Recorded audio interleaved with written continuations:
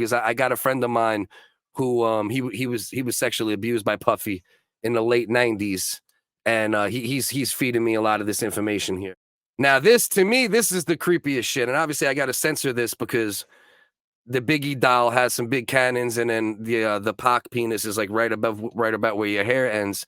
Well, there'd be children online too. We're respectful. Right, exactly. Of course. You know, we don't want to scar any children out here. So this is another thing that was found behind door 112 here. Now, not only did he have a Tupac and a Biggie sex doll, they found hours and hours, bro, chronicled, like a whole wall of chronicled VHS tapes. And he would take Biggie and Puffy and do stop motion videos, I think Robot Chicken, but with these dolls you see here. And he would put them in different sexual positions. He would play songs from Biggie, songs from Pac. There was actually one video where they actually had them doing karaoke, like they were doing karaoke of Biggie and Pac songs, and then he would put the sex dolls in different positions, like real freaky shit, bro. Man, this guy's really a piece of work, huh? Why do you make Biggie the woman? Like, why is Biggie the woman in this? Well, maybe it's get back. Maybe Biggie, we don't know. I mean, I don't want to speak ill on the dead, but I mean, maybe they were having some sexual relations and maybe he was the dominant figure. Maybe he was the top and now Puffy never got his shot to be the top. And now he wants to dominate. That's very interesting. I didn't think about it like that, but that might be the case. Maybe when Biggie was alive, you know, bless the dead, top 5, you know, all that good stuff. Yeah. He's not in my top 5 technically, but you know, you gotta still salute him. But maybe you're right. That's a good theory. It might have been that Biggie was the top, and then once he was out of here, he was like, I know how I'm gonna get back. And then he, you know, it's crazy, bro. I seen some of the stop motion videos. I don't got the link with me, and I can't play it here anyway. But if you look it up, just don't use Google. There's actually the stop motion sex videos are online, so just look it up. It's on Pornhub, so I believe. It wasn't, yeah, but I think I'm pretty sure you got to use a VPN though, in order to gain access to it. So room 112 is where the dead sexual deviants dwell. They also found during the raid. See that? Yuck! What is that? Wendy Williams? Is that a yes. testicles? Yeah, that's Wendy Williams' penis. Because supposedly Puffy, you know, he wasn't, you know, you like what you like, right? But he wasn't like, he didn't really show too many signs of being bisexual or being gay until a party in, I think it was 95, that Wendy Williams attended. And Wendy Williams actually turned Puffy out. Right? Because Wendy Williams they were having consensual. A man. Was it consensual? I don't think, see, the thing is, I don't think it was consensual initially. Then he ended up liking it, but then he ended up getting upset because it turned him gay, and he ordered Wendy Williams' penis to be removed. And this is another one of the things that was found by door 112. Was Little Rod in this? Or was it the bodyguard, his bodyguard that got shot at Quad Studios? Well, I did hear that it's possible. I think Little Rod's too young, but I think Little Rod's father was actually the one who performed the surgery, who removed what was his Wendy Williams. Big Rod. Big Rod. Yeah. Rest in peace, Big Rod. And you know, everybody thinks it's a joke, it's a game, but this is how cerebral and how wild Puffy is. That he had this door, and this door was behind another door.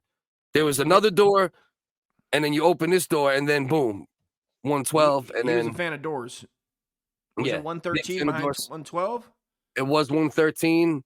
It was 113. Rumor had it was the same one John Cusack went in. He went in a door. Well, it was on the 13th floor. He's seen ghosts. Yeah, you know how like they don't have like a number 13 in the elevator. The irony of all this is that it was also on the 13th floor, right? So when they did the raid, they couldn't even access it initially, and then they found the 13th floor, and they found room 112. And guys, we got an extra door over here, guys. Right, guys. I don't know what this is. What's behind here, guys? Exactly. I mean, the cops. That's what the cops are saying, and then they get over there and they do investigation and they find. God, I feel sorry for that cop that walked in on that. Yeah. Talk about trauma. Right. Jeez. Right. They found Usher's G.I. Joes because Usher used to live there. There's a resurfaced Howard Stern interview that you guys could look for, and it's Usher talking about being 13 years old and, you know, the crazy stuff that was going on. Another time, Usher said he lost his virginity at 13. It's now been proven that that's where he caught herpes as well, was in one of Puffy's sex parties.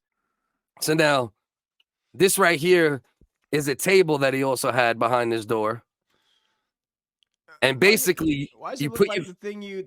That's a projector from when we were kids.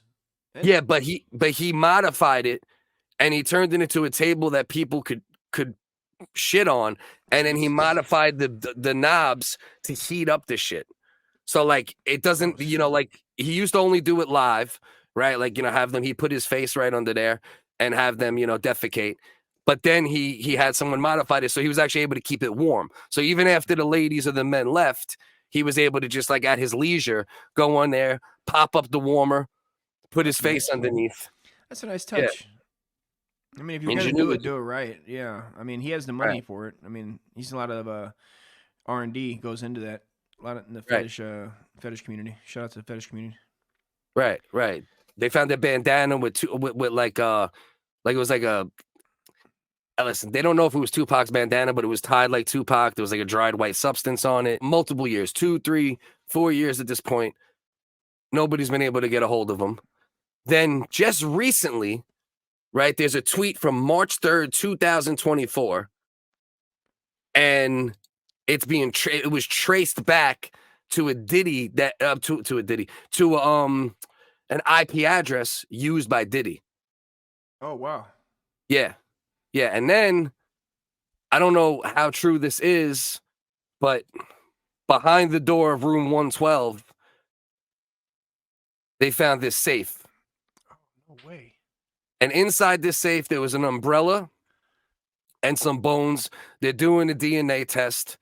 But now a lot of people are saying that, you know, they think it's Farnsworth's bones. It was the same, literally the yellow umbrella that he's using right there. And, you know, it's like when you're doing this stuff for decades or, you're doing this, you get careless. Mm-hmm. You know, if he didn't send that tweet out, all this other stuff might not have landed, might not have went forward. I bet he might have been in there trying to tweet inside the box before he succumbed to his wounds. I mean, I hope he died. I hope he didn't die painfully. I hope it was painless. I mean, well, that is what they say. Dead. Yeah, because you're touching on another piece of evidence. They said that the person they did do the DNA, the test on the bones to see how they died, and they said that whoever it was put in there while still alive. Oh man. Yeah. That's terrible.